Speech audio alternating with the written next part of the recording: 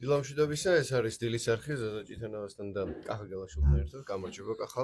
დილამშვიდობისა, ზაზა, მივესალმები ჩვენს მსმენელს. სასქარულო. კი, ჩვენ ყველა ვარიანტი უნდა დავიწყოთ ფეხბურთით, იმიტომ რომ ჩვენმა საფეხბურთო კლუბებმა, ქართულმა საფეხბურთო კლუბებმა საკვალიფიკაციო ეტაპის მორიგი რაუნდი დაძლიეს. თითო გოლი საკმარისი იყო ქართული კლუბებისთვის, რომ მომდევნო ეტაპზე გასულიყვნენ. ალბათ დავიწყოთ ქუთაისის ტორპედო, რომელიც სახლში ახერხებს თამაშს ანგარიშით 4-3, ანუ 5-გოლიანი მატჩის შემდეგ. მე მაგალითად ხო მოველოდი, რომ ასევე ბევრ გოლს ვიხილავდით უკვე სტუმრად გამართულ მატჩში, თუმცა სულ რაღაც 2 გოლი გავიდა, აქედან 1 იყო ქუთაისისა და საკმარისი აღმოჩნდა, რომ მომდევნო ეტაპზე გადასულა. ორივე ქართული კლუბი, რომელიც ჩაერთო კონფერენს ლიგის პირველ საკვალიფიკაციო ეტაპზე წარმატებით ასპარეზობს, გადიან როგორც ტორპედო, ასევე გორის დილა ტურნირის მეორე საკვალიფიკაციო ეტაპზე. მოკლედ მოვახსენოთ მსმენელს, მათ ვინც არის ის თქვა შეხვედრების ანგარიშები, მიმდინარეობა, როგორ მიმდინარეობდა ეს შეხვედრები. უაღრესად დაძაბული მატჩები, როგორც შიმკენში ტორპედო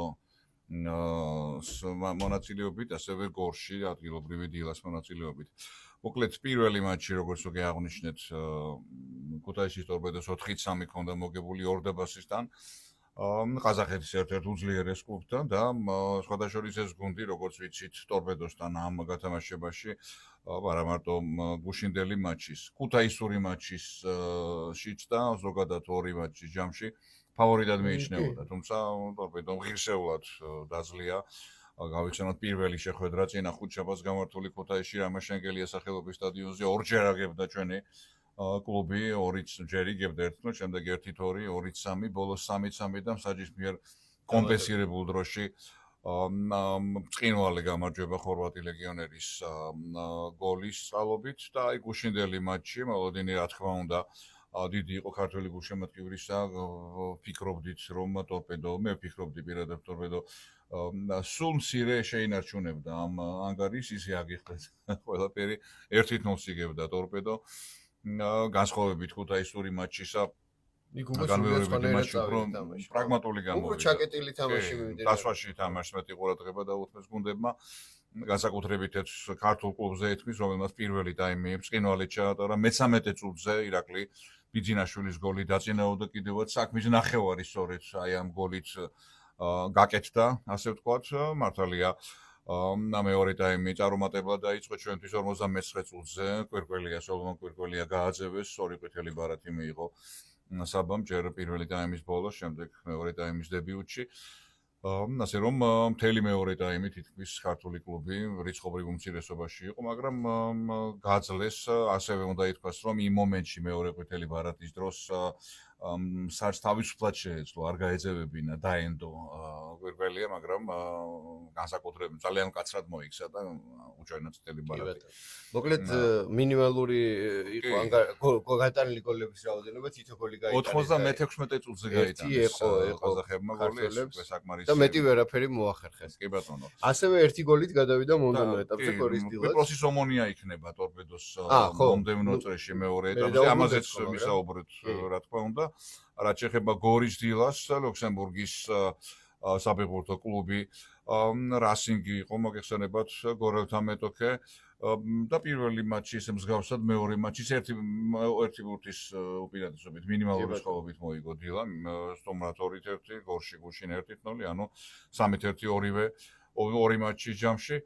აღსანიშნავია ის, რომ თენგიზ გურჯანაძის სახელობის სტადიონი გუშინ თითქმის სავსე იყო ანშლაგით წარიმართა ეს შეხვედრა, რაც რა თქმა უნდა მისასალმებელია, ეს პრინციპში მიჩვეულები ვართ ჩვენ რეგიონებში სპორტული ასპარეზობები, იქნება ეს ფეხბურთი, კალათბურთი თუ სხვა სახეობები დასწრების მხრივ საუკეთესოა, რასაც ვერ ვიტყვით თბილისურ მატჩებზე. საკლუბო დონეს გულისხმობ მე, სანაკრებო სხვა არის. ასე რომ იმედია რომ ეხლა ის ქართული კლუბი, ორი ქართული კლუბი გააგრძელებს ბრძოლას, უბრალოდ ჩაერთვება კონფერენს ლიგაზე მოქმედი ჩემპიონი იბერია 1999, რომელიც შვედეთის ჩემპიონ მალმეოსთან დამარცხდა ჩემპიონთა ლიგის პირველ საკვალიფიკაციო ეტაპზე და დაქვეითდა ასე ვთქვათ რანგით მესამე კონფერენს ლიგაზე და ახლა სწორედ აქ ითამაშებს სხვათა შორის და მეოთხე ქართული კლუბი დავით ყიფიანის სახელობის დასაწყობელი თბილისის სპაერი ქვედალიგელი ასევე კონფერენს ლიგაზე, ანუ კონფერენს ლიგის მეორე საკვალიფიკაციო ეტაპზე 4 ქართული კლუბი იასპარეზებს, კი ბატონო, და პირველ შეხვედრას 24 ივლისს გაიმართება პირველი რაუნდის მატჩები. ყველა ქართული კლუბი სტუმრად ჩაატარებს ტორპედო ომონიას კვიპროსის გრანდია, კვიპროსული გრანდია ომონია, ერთ-ერთი სწორედ აი ამ გუნდს დაუპირისპირდება ნიქოზიაში. გორის დილა, საფეხბურთო კლუბ რიგას შეხვდება რიგასი, ლატვიური კლუბია. იბერიას მეტოქეს რაც შეეხება ჩვენი ჩემპიონი ესტონეთის ჩემპიონ ლევადიას შეხვდება, ლევადია იბერიას მსგავსად ჩემპიონთა ლიგის პირველი საკვალიფიკაციო ეტაპიდან გამოეთიშა, ერთგვარ ბალტიის პირველ დერბიში წააგო ლევადიამ რიგის საფეხბურთო სკოლის გუნდთან RFS-თან. და რაც შეეხება სპაერს, ყველაზე რთული და ასე ვთქვათ ტიტულოვანი მეტოქე სწორედ ჩვენს თბილისურ კლუბს აქვს, დავით ყიფიანის დასის მოქმედ მფლობელს, ვენის აუსტრია იქნება სპაერის მეტოქე, სპაერიც სტუმრად ჩაატარებს პირველი რაუნდის შეხვედრას. შესაბამისად, საპასუხო მატჩები საქართველოში გაიმართება 4-ვე მატჩი, 31 ივლისს შედგება საპასუხო მატჩები. თბილისსა და რეგიონებში. თბილისსა და რეგიონებში, კი ბატონო.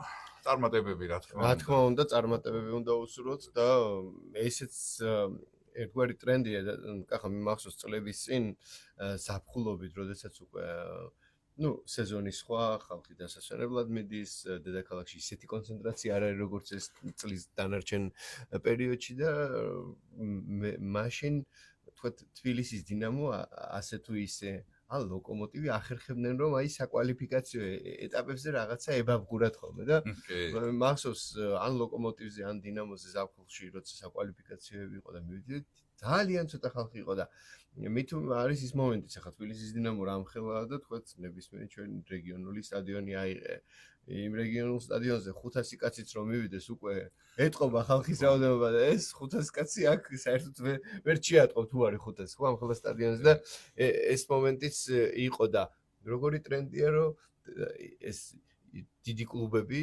ახლა მაგალითად თბილისის დინამო ან სხვა დიდი კლუბი ისე არ არის საკვალიფიკაციო ეტაპზე უკვე შემორჩენილი როგორც სხვა გუნდები. ხუთაისის ტორპედოს აქვს ახლა გორის დილა. მე მახსოვს ზაზა გავიხსენებ ყოველთვის იწევდა ხოლმე ჩემში ახტაცებას შეიძლება ითქვას ლანჩხუთის გურია.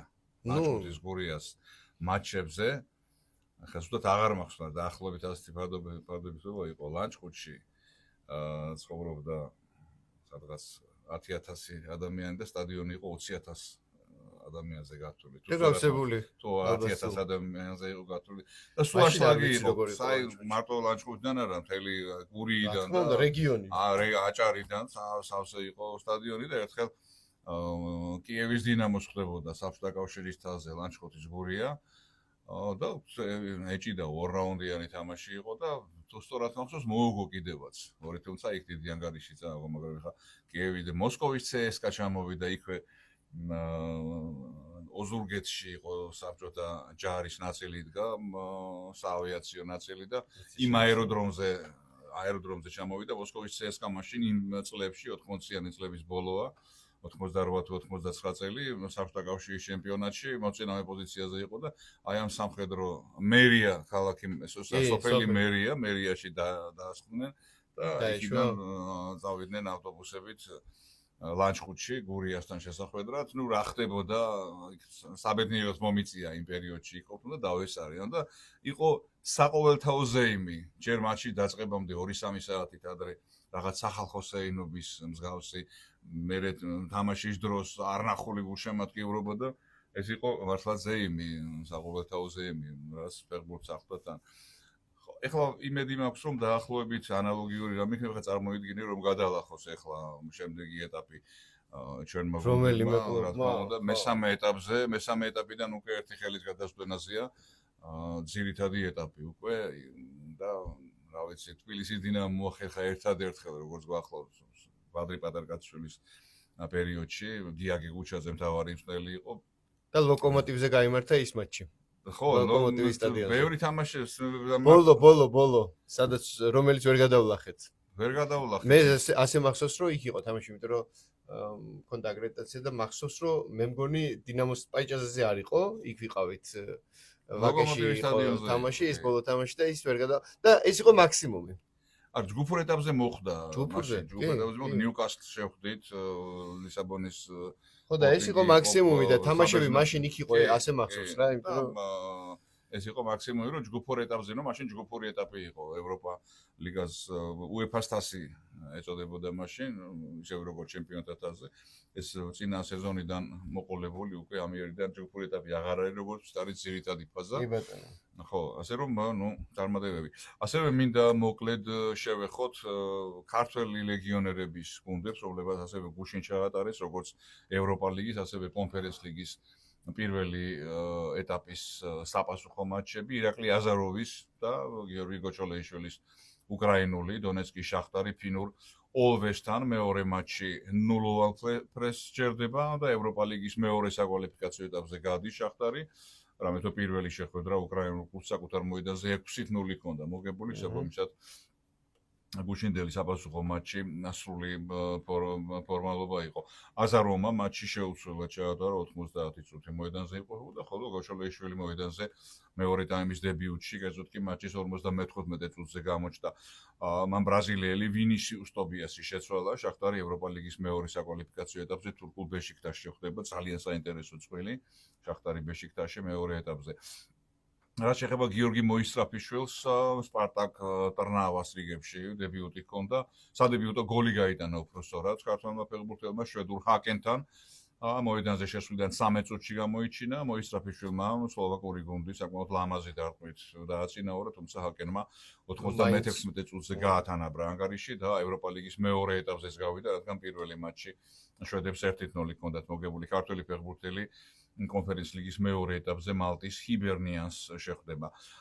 და კიდევ ერთი ქართველი ლეგიონერი ჟალგი ვილნიუსი ჟალგირისში მოგესწრებათ ანტონ თოლორდავა თამაშობს, უელსის პერიბონტი გააგდო და კონფერენს ლიგის მეორე ეტაპზე ითამაშეს, მეორე შეხვედრა უელსში 1-1 დასრულდა, ლიოტოველეს პირველი მატჩი შინ 3-0 ჰქონდათ მოგებული, თოლორდავამ გუშინ მოედანზე 90 წუთი გაატარა, შეუცვლელად ითამაშა. მისი გუნდი მეორე ეტაპზე ისლანდიის ვალურს დაუპირისპირდება. აი ეს მოკლედ კონფერენს ლიგა. ჩვენ გუშინ გამოვეხმაურეთ მაგალითად ქოჩერაშვილის პირველ თამაშსაც ამხანაგურს, ასევე ამხანაგური მატჩი, რომელიც ჩაატარა ლივერპულმა და სადაც კარში იდგა არასრული 90 წუთი, მაგრამ კარში იდგა მამარდაშვილი და კიდევ გუშინ უბრალოდ არ გითხოვს, რომ მეჩში უკვე შეიძლება ქართული დუეტი ვიხილოთ, იმიტომ რომ გიორგი აბუაშვილის ფოთის კოლხეთიდან გადასვლის ფაქტი დადასტურდა და ასევე მოეხსენება ჩვენს მეგობრებს, რომ გიორგი წიტაიშვილი იქ ამ კლუბშია, იჯარით არის, მაგრამ იმედი მაქვს, რომ ორივე ძირითადში მოახერხებს სეზონის განმავლობაში ყოფნას და ერთად ითამაშებენ და სანამ თქვა სპორტის სხვა სახეობას გადავალთ პირველ რიგში ჭადრაგზეც უნდა კითხო ლიონელ მესისთან დაკავშირებით შეიძლება ერთი ტრანსფერი ვიხილოთ, ანუ ეს ამბავი თითქოს დაიწყო, მერე ითქვა რომ ოჯახი არ არის თანახმა რომ გადავიდნენ აზიაში საცხოვრებლად და ამიტომ მესიმ აღარ გააგრძელა კონტრაქტზე დიალოგი, მაგრამ კვლავ გრძელდება ინფორმაცია რომ საუდის არაბეთის ალ-ახლი ცდილობს გადაიბიროს თავისთან ლეონელ მესი, თქვათ ამ მოლაპარაკებებს რა უდგას წინა ვერ ხვდები, ერთი არის რომ ოჯახს არ უნდა აზიაში წასვლა, მეორე რა თქმა უნდა ფინანსურად რა იქნება, მაგრამ მაინც ალბათ იმხელა ფინანსი იქნება რომ ფინანსებზეა საუბარი, მაგრამ მესის ფინანსების პრობლემა არ აქვს, არ იქნება ალბათ. ფინანსური პრობლემა არ აქვს, არის რონალდოს, ხო? თუ უფრო მეტიც არა, ხო? მაგრამ მიუხედავად ამისა, ნახე ხო წლევანდელი კონტრაქტი. როგორი სასწაული ციფრებია რა, ასტრონომიულ თანხებზეა საუბარი. რაღაცა გარემო პირობები შეგუება, ახალი გარემო, ახალი ბავშვები, ოჯახი. ის არის რომ 38 წლის ლიონელ მესი კვლავ ახერხებს მსოფლიოს გაოცებას და ის რომ ლეგენდა იყო, ანუ ლეგენდობის ხარჯზე ინერციით არ მოდის. დღესაც თამაშობ არა, და რა თქმა უნდა, მისი ფიზიკური შესაძლებლობების პარალელში მაქსიმუმს ისევ აკეთებს. კი. კარგი, გადავიდეთ ჭადრაგზე და სანამ ჭადრაგზე გადავალთ, ზაზა, გუშინდელი ერთი მატჩი შესახებ მოვახსენოთ კონფერენს ლიგაზე. საუბარია ფინური ჰიკის და უი, ხო, ეთერს გარეთ საუბრობდით ამაზე. ფარერის კუნძულების მეგონება ცალკარა თამაში იყო. შეხვედრაზე კი პირველი შეხვედრა ფარერის კუნძულების გუნდს 4-0 ჰქონდა მოგებული, ეს ერთ-ერთი მთავარ სენსაციაა იქნა მიჩნეული და ეგ გუშინდელი მატჩი ჰელსინკიში გაიმართა. და ფინურმა კლუბმა 4-0 მოიგო ძირითად დროში, დაინიშნა დამატებითი დრო, იქაც ერთი გოლი გაიტანა, საბოლოოდ 5-0-იან 0-4-დან 5-0 და ფინური კლუბი გავიდა მეორე ეტაპში და რაც ერთ-ერთი ასევე მთავარი ალბათ მე არ ვიცი, ალბათ რეკორდია ეს ევროთასების ყველა პერიოდის ფინურმა კლუბმა მეტოქის კარში 60 ჯერ დაარტყა, კარისკენ უბრალოდ 60 დაარტყმა განახორციელა და 90 წუთში 60 დაარტყმა. რაღაც სასწაული შედეგია და აქედან 15 პირდაპირ კარში წავიდა და 15-დან 5 გოლი გამოვიდა. იცი რა არის, ანუ 60 კარისკენ დაარტყმა მართლა ცალკარას გავს. გავს კი არა ცალკარა 90 წუთში 60 დაარტყმა. უნდა მოასწრო. თან უნდა მოასწრო. კარისკენ დაარტყა. ეს გუნდი გავიდა. გავაგორეთ კარისკენ დავარტყა. ჩვენ გუშინ ამბობდი რომ 3 თუ 2 წლის წინანდელი მატჩის გამოძიება დაიწყო UEFA-მ და ხო, მონტენეგროული საფეხბურთო და კიდევაც დააჯარიმეს, ხო? ხო, და 10 წლით მოკვეთეს ეს კლუბი. ხო და ახლა ჩვენ ამას რო ვსაუბრობთ, ალბათ UEFA-ს საგამოძიებო სტრუქტურებისთვისაც გასწრება ინტერესი ხო, არა, შეიძლება კარისკენ დაარტყმა ეს კარში. არა, იცი მარტო 60 ხო არ არის. მანამდე ამ გუნდმა რომელმაც ახლა ამ ანგარიშით მოიგო, მანამდე როგორი თამაშა სახში? როგორი უყურე წინა თამაში, პირველი თამაში ფარერებზე 23 წუთზე გაუგდეს კაცი ამ სტუმართა გუნდს, კერძოდ კი ფინურ ჰიქს 10 კაცით ჩაატარა და დამარცხდა კი 0-4. აქ გუშინდელი მატჩი დაიწყო თუ არა, ეგრევე გაუგდეს კაცი ამ ფარერებს. ახლა ისინი სტუმრები დარჩენ ამ შემთხვევაში. ეს რუნავი კი 10 კაცით და ამის ხარჯზე? ხო, 10 კაცი დარჩნენ და აი ამის შემდეგ ნუ სახლში ითამაშა ახლა ფინეთის ჩემპიონატი რო გაცილებით ძლიერია ფარერის კუნძულების ჩემპიონატი ამაზე ორი აზრი არსებობს, მაგრამ ახლა ფარერის კუნძულებზე იყო მეგონი ანეკდოტებით დადიოდა, რომ ესა მე მგონი ინგლისის ნაკრები ჩადიოდა სათამაშოდ და აღმოჩნდა, რომ ინგლისის ნაკრების თავკაცის პასპორტში სავიზო რაღაც დეტალი იყო გაპარული და საბაჟოზე იქ არ ეტარებდნენ. ნუ ოფიციალურად არ ერგებოდა, მაგრამ ნუ ნაკრების უხსნელიაო და გავატაროთ და ცulis უფროს უთხოვს და ჩაარტყეს გაატარეს რა, შეუშვეს. რა არის ხო, რა ამხელა ქვეყანაა ხო ეს კუნძულები და მე წვრთნელმა მადლობის ნიშნად ბილეთები გაუგზავნა ამას და საბაჟოს ვიღაცას უთხრა რომ აი საბაჟოს ცulis უფროს ბილეთები მიუტარეთ რომ მოვიდეს თამაშზე. არა მე თქვენ გეთამაშებითო, ჩვენ ნაკრებში ვთამაშობ. ისედაც იქნები სტადიონზე. ხო, მეთევზეები მიცხვარი. ისედაც სტადიონზე ვიქნები. მე გამოვდივარ ჩვენი ქვეყნის სახელით. კიდევ ერთი საინტერესო ინფორმაცია ზაზა, რომელიც რა თქმა უნდა შენს როგორც ფეხბურთის ძალიან დიდ მოყვარულს და ალბათ ყველა გულშემატკივარს აინტერესებს FIFA, ფეხბურთის საერთაშორისო ფედერაცია თამაში, ფეხბურთის თამაში კიდევ ერთ ცვლილებას გეგმავს საინტერესოს. 3 პუნქტზეა საუბარი, რომლებიც ძალაში მომავალ მსოფლიო ჩემპიონატის 26 წლის მსოფლიო ჩემპიონატზე ჩემპიონატის უკვე შესული იქნება და მსოფლიო ჩემპიონატზე ან ახალი წესებით გადარდება მატჩები. ხა რა ცვლილებაზეა საუბარი. პენალტის შესრულების წესს ეხება პირველი ცვლილება. ანუ აცილების თუ ვთქვათ პენალტის დამრტყმელმა ვერ მეკარე მოიგერიას მეტოქე გუნდის მეკარემ დამატების უფლება აღარ ექნება. როგორც პენალტების სერიაშია. დაარტყა იგერიებს მეკარე და ანუ დარტყმის შემდეგ, როდესაც მეკარე მოიგერიებს, არც ამ პენალტის დამრტმას და არც მის თანაგუნდელს, რომელიც ბურთთან ახლოს გაჩნდება, გატანის ბურთთან შეხების უფლება აღარ იქნება, დამთავრდა და გრძელდება თამაში. ცოტა ის ხიბლი და დინამიკა ქრება რაც იყო. ხო, ნუ რა ვიცი, რაღაც იმიტომ რომ გახსოვს ყოველთვის ასე იყო პენალტის ნიშნულთან ბურთი დაიდო, ხაზ გავერეთ ყველა დადგა და თან ისე იყვნენ სტარტზე ისე იყვნენ რომ დამატების შემთხვევაში დასწრებაზე და არის სამაგიეროდ არის მეორე მხარეც, მეკარე მოიგერია ურთულესი დარტყმა და დამატებაზე გაუტანეს და რაღაც. ნუ არის ეხა. ხო, მაგრამ დინამიკა იყო.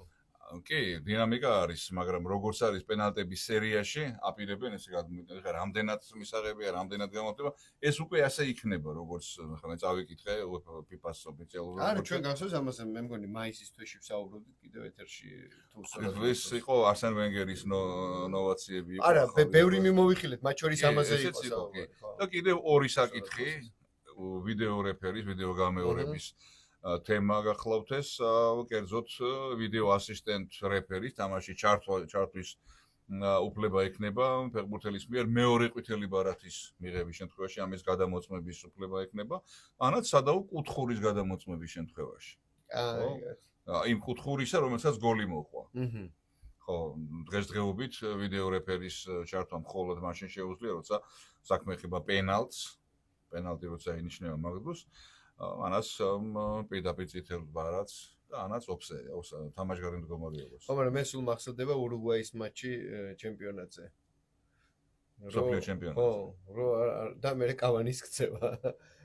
რამდენის გინდები იყო. ერთია რომ ეს შესაძლებლობა არსებობს და მეორე ის მექანიზმები ამ შესაძლებლობის გამოყენება არ გამოყენებას რო არეგულირებს, ხო, იქ რო ენახა საჭს შეიძლება სხვა შედეგი მიიღო, ხო? იმ მატჩში. შედეგი სხვა ყოფილი. გერმანია ინგლისის თამაში რო ავიღოთ ბრაზილიის მსოფლიო ჩემპიონატზე ლამბარდის ზედაზელიდან ასხრეტილი და კარის იქით 2-1 იყო მაგ დროს და შეიძლება ხო, მაგრამ შენ ხო ძალიან უკან წახვედი, სადაც ეს ყველაფერი დაკანონებული ამ დონეზე არ იყო და არისო აგერ რა ურუგვაის მატჩის დროს იყო დაკანონებული იყო ვარიც არსებობს, აგერ იდგა ეს ვარი, მაგრამ უბრალოდ ეს შესაძლებლობა საჯმა რატომაც არ გამოიყენა და მაგას ვამბობ, ერთია რომ შესაძლებლობა არსებობს და მეორე რეგულაცია, რომელიც ამ შესაძლებლობის გამოყენება არ გამოყენებას არ რეგულირებს.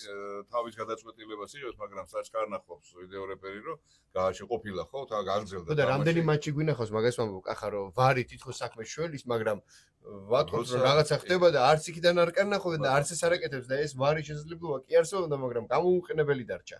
აგერ ჩვენი თამაში ლუქსემბურგთან რო ავიღოთ ნახევარფინალი, გაგვიტანეს გოლი, გახადეს 1-1 ლუქსემბურგმა, წამოვიღეთ და ამ დროს გააჩერა ეს გოლი არ ჩათვალა და დანიშნა პენალტი. მოვიგეთ ის თამაშია. ესეთი მომენტია. კაი, მოდი ჭადრაკზე გადავინაცვლოთ, სადაც ერთადერთი ქალბატონი შემოგჭა, როგორც მე ვიცი და გვითხარი. 7 ქართველი დიდოსტატი ჩაერთო. ბათუმი მასპინძლობს კიდევ ერთხელ შევახსენოთ მსმენელს. ფიდეს მსოფლიო თასის გათამაშება, საკმაოდ. ანუ მოჭადრაკეები ბათუმში არიან, მაგრამ არადასასვენებლად. ხო, თან ვინც გამოიჩა უკვე ისვენებს. ხო. ჭადრაკის ესეთი ტურნირი, მარათონული ტურნირი უდიდეს ძალისხმევას მოეთხოვს, რა თქმა უნდა, ყოველ დღე, ერთდღიანი დასვენების შემდეგ გონებრივი დატვირთვა, ასე ვთქვათ, უფრო დიდია ვიდრე ფიზიკური ადამიანისთვის გაცილებით და როგორც უკვე აღნიშნეთ, შემორჩა ერთადერთი ქართველი დიდოსტატი, საქართველოს ნაკრების ლიდერი, ბოლო წლების ლიდერი ქართული ქალთა ჭადრაკისა, ნანა ძაგნიძე, რომელმაც მსოფლიოს ექს-ჩემპიონ მარია მუზიჩუკს უკრაინელ დიდოსტატს ზლია, რომელმაც წინა რაუნდში ბელა ხოტენაშვილი დაამარცხა მუზიჩუკმა და აი რევანში. ანუ ძაგნიძე ახლა მეოთხედფინალშია. ქულანახევრით ნახევარი მოიგო ნანამ ეს 2 რაუნდიანი, 2 პარტიისგან შედგება თითოეული რაუნდი. მეოთხედფინალში გავიდა ძაგნიძე, ანალოგიურ მიღწევას ფიდებს მსოფლიო თასზე ნანამ 4 წლის წინაც მიაღწია 2021 წელს ასევე ითამაშა მეოთხედფინალში. რაც შეეხება ლელა ჯავახიშვილს, რომელიც ასევე გასული იყო მერვედფინალში, ჩინელ დიდოსტატს იუქსინსონთან დამარცხდა ანალოგიური ანგარიშით ნახევრით ქულანახევარი და ლელა გამოეთიშა ტურნირს. 18 ივლისს ანუ დღეს გაიმართება კიდევ ტაიბრეკები ხო, რამდენიმე ხო, ტაიბრეკებია დღეს 4 ხო, მეოთხედფინალისტები სრულად მეოთხედფინალისტები დღეს გამოვლინდება უკვე სრულად 4 პარტიაში 4 დაპირისპირებაშია 1-1 უდაოდ ცენტრალურია არის ალბათ ყველაზე საინტერესო ალექსანდრა კოსტენიუკის შვეიცარიის სახელით მოასპარეზე მსოფლიოსა და ევროპის ექს-ჩემპიონის და ინდოელი დიდოსტატის ჰამფი კონეროს დუეტი ერთ-ერთი გახლავთ აქ. ასევე ერთ-ერთია კატერინა ლაგნოს რუსეთის ნაკრების წევრისა და ინდოელ ჰარიკა დრონავალის დუელში. მოკლედ მეოთხედფინალური წყვილები დღეს გამოვლინდება, რა თქმა უნდა, წარმატებები ნანას და ზოგადად ქართულ ჭადრაკს. ესეც ჩვენ გუშინას ვისაუბრეთ. ესე ვთქვათ, საშეჯიბრო სატურნირო მიღმა წარმატება ქართული ჭადრაკისა, რომ საქართველოში ტარდება ასეთი დიდი ტურნირი ჭადრაკში, მსოფლიოს ფიდეს მსოფლიო თასი დაახლოებით 700,000 ევროს უტოლდება საპრიზო ფონდი უახლოვდება. და ბათუმში როგორც ვახსოვს რამდენიმე წლის წინ ოლიმპიადა სადაც ოლიმპიადა ჩატარდა ასევე არაერთი საერთაშორისო ტურნირი და ესეც ჩვენი ასე ვთქვათ ტურნირის საქართველოს და ჭადრაკის ფედერაციის ზოგადად დამსახურებაა რომ ასეთ პრესტიჟულ ტურნირებს ანდობენ ჩვენს ქვეყანას ბათუმი ერთ-ერთ ცენტრად იქცა ამ მსოფლიო ჭადრაკისა. ძალიან საინტერესო ტურნირი მიმდინარეობს ჭიდაობაში. კი, თავისუფლ ჭიდაობაში, როჩი. ულამაზეს ქალაქ ბუდაპეშტში, ძალიან მოწონს ქალაქი. ტურნირი გუშინ დაიწყო, ეს არის სარეიტინგო შეჯიბრება. სარეიტინგო ფულები ეწერებათ სპორტსმენებს. ერთდღიანი რაღაც სწრაფი ტურნირი. ეს ცოტა სხვა ფორმატით მიმდინარეობს. იმ დღესვე ვლინდებიან თავისუფალ ჭიდაობაში იგივე ბეზოლომაურში არის ასე ხო, რომ დღეს იწყება და ხვალ უკვე ფინალური ბლოკია და ასე შემდეგ პარალელურად იწყება მეორე სხვა წონითი კატეგორიების. ასე რომ გუშინ დაიწყო, ეს არის იმ რეპოლიაკის და იანოშ ვარგას ლეგენდარული უნგრელი მოჭდავეების სახელობის ტურნირი და თავისუფალი სტილით მოჭდავეებმა დაიწყეს ასპარეზობა. შედეგებიც? კი, პირველ დღეს ანუ გუშინ 7 წონით კატეგორიაში გამოვლიდნენ ჩემპიონ პრიზიორები 57, 61, 67, 70, 79, 97 და მძიმე ანუ 125 კილოგრამ წონით კატეგორიებში.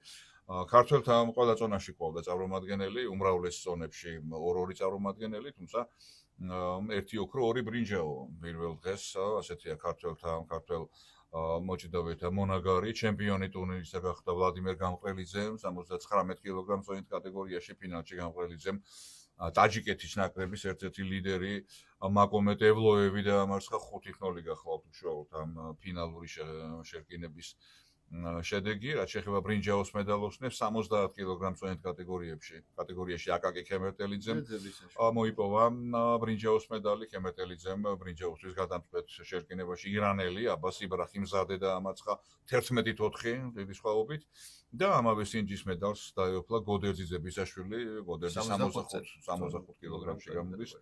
ბაჰრეინის სახელით მოასპარეზე ალიბეკ მალიბეგოვი დატოვა უშანსოდ. დღეიდან სარეიტინგო ტურნირში ბუდაპეშტში მოჭდავე ქალები ჩაემებიან, აქ მონაწილე არ ჰყავს და ასევე დღესვე იწყება დარჩენილ გაიმართება უბრალოდ დარჩენილი 3 წონით კატეგორიაში ასპარეზობა, აქ საუბარია 74, 86 და 92 კილოგრამებში, 74 კილოგრამში ეჭიდავებს გიორგი ელბაქიძე 23 წლამდელებს შორის მოქმედი მსოფლიო ჩემპიონი. 86 კილოგრამში კი 2 მონაწილე გვეყოლება, ტარიელ გაფრინდაშვილი და თორნიკე სამხარაძე და ბოლოს 92 კილოგრამი კატეგორია აქ მირიან მაისურაძე საკვალიფიკაციო ეტაპზე ნეიტრალური გუნდის წევრ ბელარუს იაროსლავ იატკოვსკის შეხვდება. ასეთი გახლავთ მოკლედ ძირფასო მეგობრებო, ზაზა ჭიდაობა, ჭადრაკი ფეხბურთი. კი, რაზეც დღეს ვისაუბრეთ და პრინციპში უნდა აღვნიშნოთ, რომ აი ეს ჩვენი დღევანდელი საუბარი ამ სეზონის, ზაფხულის სეზონის ბოლო საეთერო დიალოგია სპორტზე. სექტემბრამდე ესეთი სექტემბრამდე აღარ ვისაუბრებთ, ხო, ეთერში. აი ამ ეთერით დავემშვიდობები პირადად მე კი შევხვდები კიდევ როგორც შენ დღეს განმავლობაში, მაგრამ ამ ფორმატით არა, ხო. და თან ფიქრობ, რომ ძალიან კარგი სპორტული წელი იყო, ბევრ კარგ სიახლეზე ვისაუბრეთ, არაერთ გამარჯვებას მიმოვიხილავდით ეთერში, არაერთ მიღწევაზე ვისაუბრეთ და ზოგადად ჩვენი სპორტი ძალიან ბევრი მიმართულებით კარგ შედეგებზეა და ისეთ მდგომარეობაში ვართ, რომ გედის სიმღერა, ასე ვთქვათ, არსად არ არის და აბსოლუტურად ყველგან გეთანხმები, პერსპექტივა წარმატებები და გვაქვს, შესაძლებლობა. ბევრი წარმატებები სხვადასხვა სახეობებში, სპორტის ზამთრის სახეობების ჩათვლით, ძალიან ბევრი წარმატებები 2005 წელს. და მინდა რომ ეს ბევრი წარმატება დაუსრულებელი იყოს და შემოდგომიდან მოყოლებული ჩვენ კიდევ მსოფლიო არაერთ ჩემპიონატის წელი შედეგზე მოდის ვისაუბროთ. 2022 წელს და მით უმეტეს აგერ ჩვენი უკვე დიდ გრანდში ყავს უკვე რამდენი ფეხბურთელი და მინიმუმ ეს გვექნება არაერთხელ სასაუბრო თემა და სპორტის არაერთი სახეობაა, სადაც ჩვენ შესანიშნავი შესაძლებლობები გაგვაჩნია და მოკლედ სექტემბრამდე დავამშვიდობოთ რადიო მსმენელს იმ იმედით, რომ საოცარ გამარჯვებებსა და სპორტულ მიღწევებზე მოგვიწევს დიალოგი ეთერში და მანამდე კი გისურვებთ, რომ აგერ ახლა ზაფხულია, ჩვენ კი არ ვიქნებით ეთერში, მაგრამ ბევრი სპორტის ბევრი სახეობა ან სამზადიშია, ან პროცესია და ასე ვთქვათ, ამ მხრივ არ მოდუნდებით, მაგრამ რადგან ზაფხულია და იდეაში დასვენების პერიოდი, ყველას უსურვებ, რომ პირად სპორტულ შესაძლებლობებს მიხედონ და დასვენების დროს გამოიყენონ ეს სპორტული აქტივობების დრო. მსმენელს ზაზა რომ ამ ჩვენი ეთერის შემდეგ მხოლოდ 3 გამოშვება იქნება სპორტული დღეს და ამით სპორტის მე პირადად დავემშვიდობები სპორტის მოყვარულებს. ახლა რა თქმა უნდა სპორტულად დაისვენებს და ევრობასკეტი დაიწყება საქართველოს ეროვნული ნაკრები ევროპის ჩემპიონატზე იასპარეზებს ჩვენი საკალათბურთო ეროვნული ნაკრები და სწორედ აი ამ დროს დაბრუნდება სპორტი რადიო იმედის ეთერში და ბუნებრივია საკალათბურთო ჩემპიონატს აქტიურად ტრადიციულად აქტიურად გავაშუქებთ. მადლობა, ნახვამდის. მადლობა.